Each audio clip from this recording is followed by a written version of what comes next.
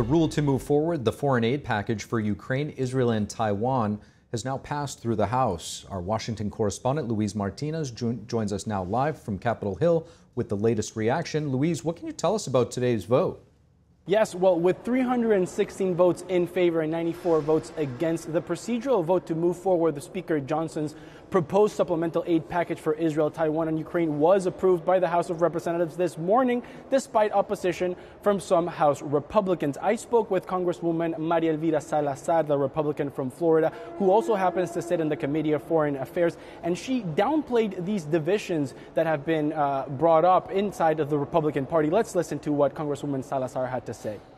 Republicans are united, except 2 or 3 people that are just voting in a way that we don't understand. We are the United States. We have to behave accordingly. No more of this nonsense. Over 50 Republicans voted against this procedural vote, despite, of course, having massive support from the rest of the Republican Party. When I spoke with Congresswoman Salazar about the criticism that this bill received because of its lack of border security provisions, this is what she had to say. What do you have to say to those people who are begging for border security and it's not included in this bill? Well, I agree that we have to secure the border, and that's why I have introduced legislation.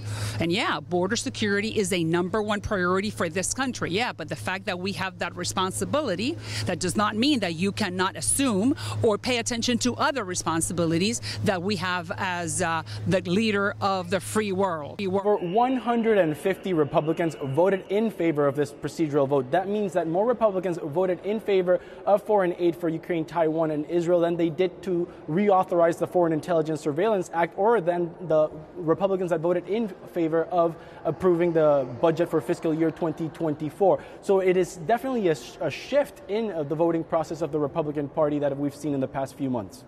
So, Louise, it seems that for the last 3 major votes in the House, more Republicans have voted with Democrats than against their policy proposals. What are Republicans saying about this? Yes, Steve. Well, about this topic, I spoke with Congressman Mark Green, who is the chairman of the Committee on Homeland Security in the House of Representatives, and I asked him if he thought that we were seeing a coalition government in the House of Representatives. Let's listen to what Congressman Mark Green had to say about this. Congressman, are we seeing a coalition government? That's a very good question. We'll have to see how this vote comes out. It'll tell you the answer right away, won't it? So right after votes, I asked the same question to Congressman and Chairman of the Freedom Caucus, Bob Good, and also Congressman Matt Gaetz. And they had a very surprising answer. Let's listen to what Chairman of the Freedom Caucus, Bob Good, and member of the Freedom Caucus, Matt Gaetz, had to say about whether or not we're seeing a coalition government in the House of Representatives. Since Mike Johnson, sorry, what did you say? A coalition government in the House? Yes. I think I've been very public and consistent that I am not in favor of that. Here we are once again. We just passed a rule with predominantly Democrat votes. The bill, I believe, will also be predominantly Democrat votes tomorrow. Congressman, are we seeing a coalition government, or at least in the House? It seems as though the coalition to proceed onto this foreign aid bill doesn't include House conservatives. And I think that's going to rile a lot of Republican voters. Well, we just heard from Congressman Bob Good and Congressman Matt Gaetz, and they both expect to see similar numbers on Saturday's vote when they will vote to pass or not the supplemental aid package proposed by Speaker Johnson and send those $95 billion to the Senate for their approval. Steve. Louise, it seems as though the right flank of the Republican Party not too happy with leadership, specifically, obviously, with Speaker Johnson at the helm. What can you tell us about the motion to vacate that was filed by Congresswoman Marjorie Taylor Greene? What are some of those Freedom Caucus members saying?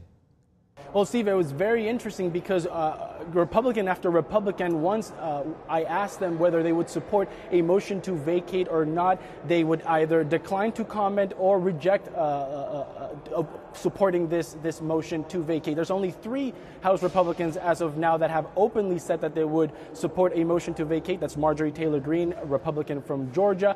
Paul Gosar today announced that he would support such a motion. He's a Republican from Arizona. And of course, Tom Massey, the Republican from Kentucky. I spoke with Ana Paulina Luna, Congresswoman from Florida and member of the Freedom Caucus, and asked her if she would support a motion to vacate after having expressed so much disappointment in the leadership of Speaker Johnson. Let's listen to what Congresswoman Luna said about this. I'm not going to comment on that unless it's called up, but what I can tell you is, you know, we have to turn this around immediately. I think that Johnson, I don't know what's going on with him, but this is not what he promises when he was Speaker. So, Steve, tomorrow, Saturday, we will see the House of Representatives reconvene and debate this bill as presented by Speaker Johnson, and we will see also a vote.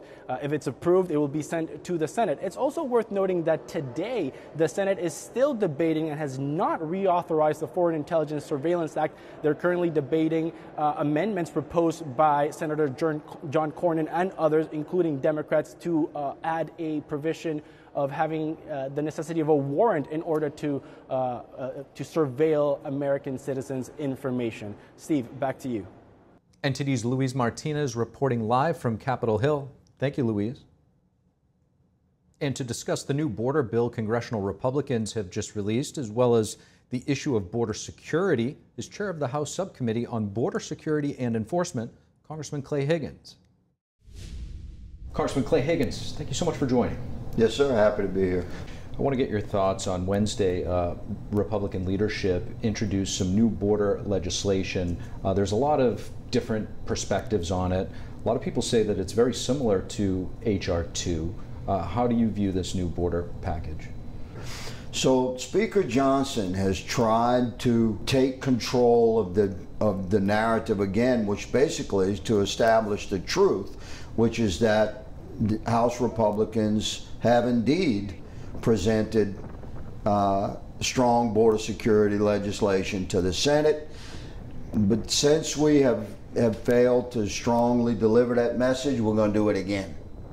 So that's the bill that Republicans will deliver this week to the Senate. Now, it's not the exact same bill.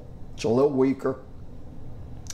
So I understand, you know, that there was some concerns from some moderate members and some Democrats regarding some aspects of H.R. 2, but largely this new bill does indeed mirror many of the sections of H.R. 2, and it really is just a second delivery of a strong border bill to try and force the Senate into the light again for the American people, so that perhaps this time will take up consideration of border security.